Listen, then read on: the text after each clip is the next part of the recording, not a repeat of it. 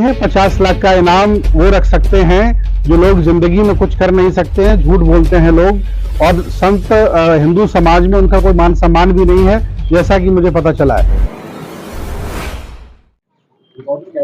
मनते जी, आप लोगों पर इनाम रखा जा रहा है 50 लाख का, क्या कहना है? ये अच्छी बात है, इनाम रखा जा रहा है। जो लोग इनाम रख रहे हैं वो डरपोक लोग हैं, कमजोर लोग हैं। हम लोग उन जैसी भाषा नहीं बोल पाएंगे। मैं संविधान के भारत में रहता हूं।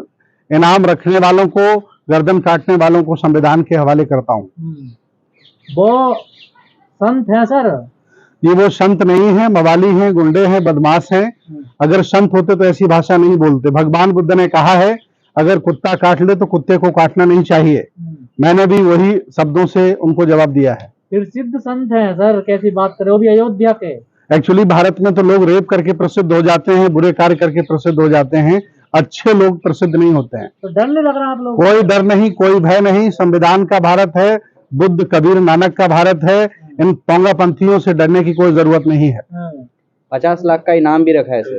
कोई दिक्कत नहीं है। 50 लाख का इनाम वो रख सकते हैं जो लोग जिंदगी में कुछ कर नहीं सकते हैं, झूठ बोलते हैं लोग, और संत हिंदू समाज में उनका कोई मान सम्मान भी नहीं है, जैसा कि मुझे पता चला है। आप लोगों ने कसम खाई है 25 करोड़ बुद्ध बनाएंगे आप लोग। देखिए 2025 में आरएसएस को 100 वर्ष पूरे हो रहे हैं। वो हिंदू राष्ट्र बनाना चाहते हैं और हम 25 करोड़ लोगों को बौद्ध बनाना चाहते हैं। उनका अपना उद्देश्य है, हमारा अपना उद्देश्य है, और संविधान हमें इजाजत देता है, उसके आधार पर मैं ये काम कर रहा हूँ। 25 करोड़ पर क्या होगा? 10,000 पे बवाल मचा पड़ा है देश में सर। कोई दिक्कत नहीं। डर उनको लग रहा है जिनकी दुकानें बंद हो रही हैं।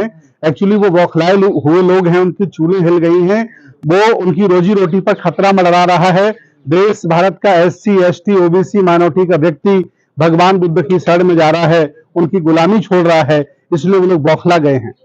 गुलामी छोड़ रहा है? जी, मानसिक गुलामी, राजनीतिक गुलामी, धार्मिक गुलामी, आर्थिक गुलामी। SC ST माइनॉरिटी के लोग अब उनको ना वोट देंगे, ना उनको नोट देंगे, ना उनकी पूजा करेंगे, ना उनको सम्मान देंगे। मोहन भागवत आपका काम कर रहे हैं, देखिए जाति मुक्त भारत बनाने की बात कर रहे हैं। देखिए मोहन भागवत जी को हमने पत्र लिखा था और उसमें लिखा था कि अब तक का आपने जीवन पूरा ब्राह्मण बन के जिया है, अब आप अछूत बन करके जीवन हमें जीकर दिखाइए, तब हिंदू राष्ट्र बनाने की परिकल्पना करिए। मोहन भागवत जी ने अभी तक कोई जवाब नहीं दिया है। तो आपको उनकी बात पर विश्वास नहीं है? कोई विश्वास नहीं है, कोई विश्वास उनकी बात पर नहीं है। जो लोग हिंदू राष्ट्र बनाना चाहते हैं उन्हें करोड़ों लोगों को भारत में मानना पड़ेगा। सभी मुसलमानों को मानना पड़ेगा, सभी ईसाइयों को मानना पड़ेगा, सभी सिखों को, जैनों को, बौद्धों को मानना पड़ेगा, तब हिंदू राष्ट्र बनता है। और हिंदू धर्म के पीछे क्यों पड़ा? मैं हिंदू धर्म के पीछे नहीं पड़ा हूं। मैं अपने मान सम्मान की लड़ाई लड़ रहा हूं, हक अधिकार मांग रहा हूं। पर्सनल लॉ मुझे चाहिए, मुझे नौकरियों में हिस्सेदारी चाहिए, मुझे जिसकी जितनी संख्या भारी उसकी उतनी हिस्सेदारी चाहिए, मुझे जमीन में हिस्सेदारी चाहिए। मैं भारत में अल्पसंख्यक हूं, लेकिन देखा जाए तो बहुसंख्यक हूं। जी, आपको सम्मान तो मिल रहा है सर। देखिए प्रधानमंत्री पैर धुल रहे हैं आप लोगों को, और क्या चाहिए? नहीं, हमें पैर नहीं धुलवाने प्रधानमंत्री से। हमारे धर्म में पैर धुलना अलाउ नहीं है। ये मानसिक गुलामी का द्योतक है पैर धुलना। केजरीवाल अपने घर पर खाना खिला रहे हैं आप लोगों को अपने डाइनिंग टेबल पर। देखिए केजरीवाल की आप चर्चा मत करिए, वो RSS के छोटे रिचार्ज हैं। ये बात हम पहले कह रहे थे, लोगों ने नहीं समझा, लेकिन अब जब करेंसी पर लक्ष्मी गणेश वो लेके आना चाहते हैं, और अभी उन्होंने लेटर लिखा कि 130 करोड़ लोग चाह रहे हैं कि लक्ष्मी और गणेश छापे जाए, तो मैं पूछ रहा हूं किस मुसलमान से पूछा उन्होंने, किस बौद्ध से पूछा, किस ईसाई से पूछा, किस जैन से पूछा कि 130 करोड़ लोगों की ठेकेदारी वो ले रहे हैं? वो महा झूठे आदमी हैं। SC ST OBC माइनॉरिटी के लोग ठगे गए, उनके साथ धोखा हुआ, अब उनको गद्दी से उतारने की तैयारी है।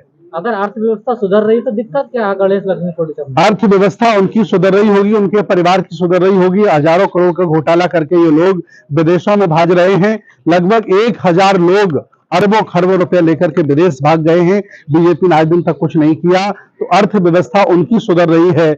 SC ST OBC माइनॉरिटी के लोग गुलामी कर रहे हैं, मानसिक गुलामी कर रहे हैं, धार्मिक गुलामी, राजनीतिक गुलामी कर रहे हैं। सर, नई संसद भवन का नाम गोलवलकर के नाम पे रखने की साजिश की जा रही है, क्या कहेंगे? देखिए, जो लोग गोलवलकर नाम रखना चाहते हैं, या दीनदयाल उपाध्याय नाम रखना चाहते हैं, या श्यामा प्रसाद मुखर्जी रखना चाहते हैं, उनको मैं 2 नाम देता हूं। एक नाम सम्राट अशोक संसद भवन और दूसरा BR डॉक्टर अंबेडकर संसद भवन। समाज में वोट डलवा लीजिए, अगर डॉक्टर अंबेडकर के वोट ज्यादा निकले, सम्राट अशोक के वोट ज्यादा निकले, तो नाम शौक से रख सकते हैं। इन दोनों महापुरुषों के सामने बीजेपी के पास, आरएसएस के पास कोई महापुरुष नहीं है।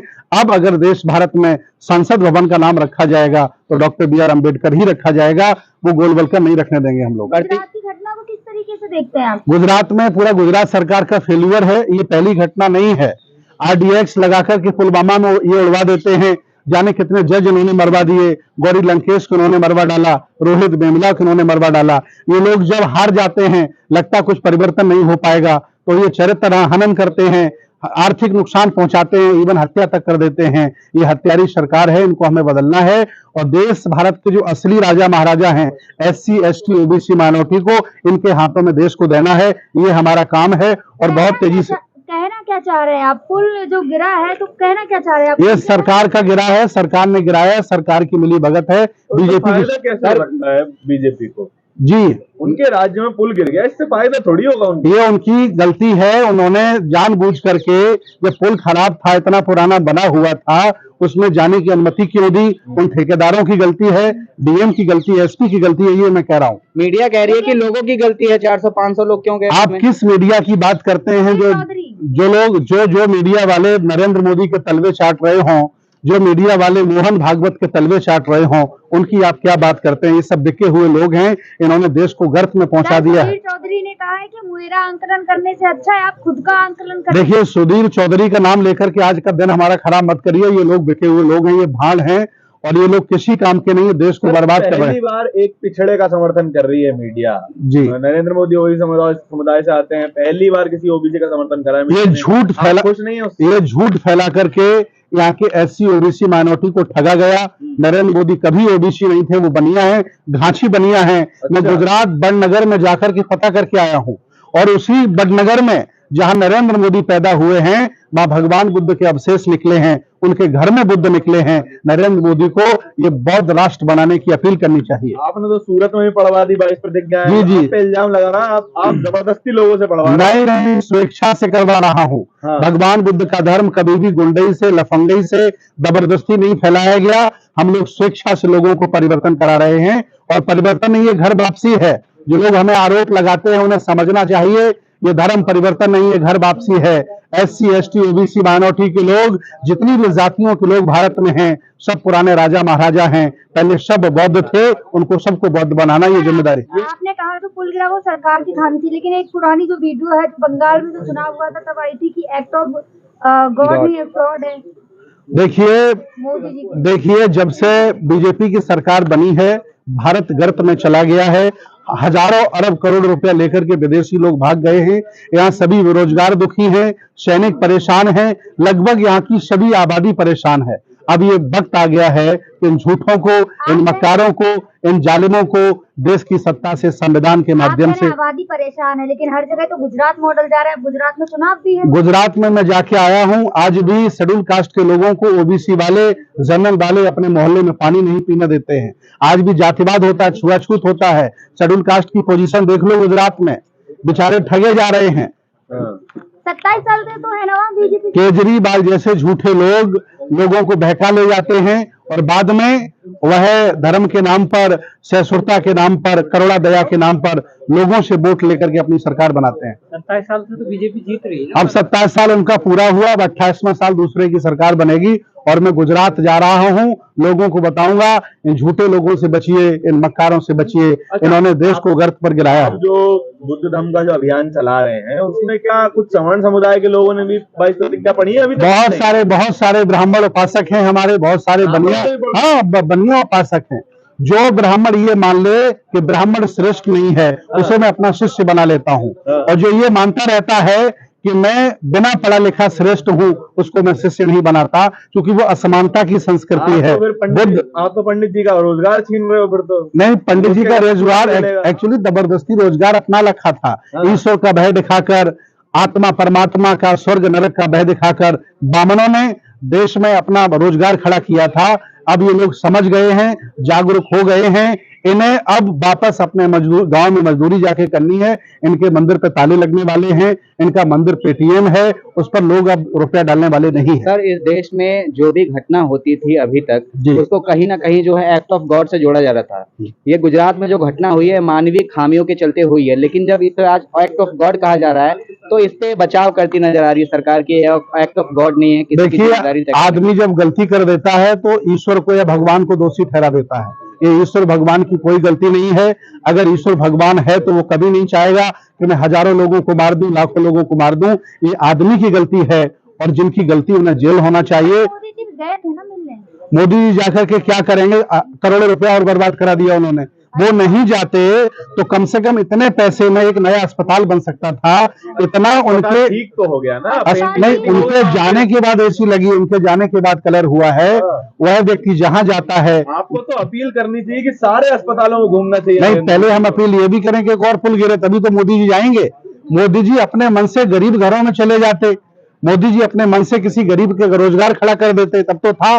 जब कोई बुरा हो जाता है तो ये मनहूस आदमी वहां जाकर के भारत की हजारों लाखों करोड़ की संपत्ति को बर्बाद करता है, जैसे कि नरेंद्र मोदी के बाप कमा के रख गए हों। इतने सेंसिटिव मुद्दे पर भी सर, जहां इतनी संवेदनाएं हैं लोगों की, रंग रोगन का कार्यक्रम किया जाता है, क्या कहेंगे? ये देखिए, मानवता पर कलंक है, आदमी पर कलंक है। ऐसे लोगों से बचना चाहिए। मैं अपील करूंगा कि जिसकी जितनी संख्या भारी उसकी उतनी हिस्सेदारी देश भारत में बांटी जाए, सबको अधिकार मिले, सबको मान सम्मान मिले। सर, जिस दिन एक घटना हुई थी उस दिन मोदी जी ने जो स्पीच दी थी उसमें आपने टोपी देखी थी ना, ग्रीन कलर की जो टोपी थी। देखिए, ये लोग नृत्य को भी जश्न मानते हैं और ये त्योहार को भी जश्न मानते हैं। मोदी जी ने आज दिन तक, चाहे अटल बिहारी मरे हों और चाहे मोरबी का पुल गिरा हो, ये हमेशा जश्न मानते हैं और ऐसे लोगों को अब हमारा शासक नहीं होना चाहिए।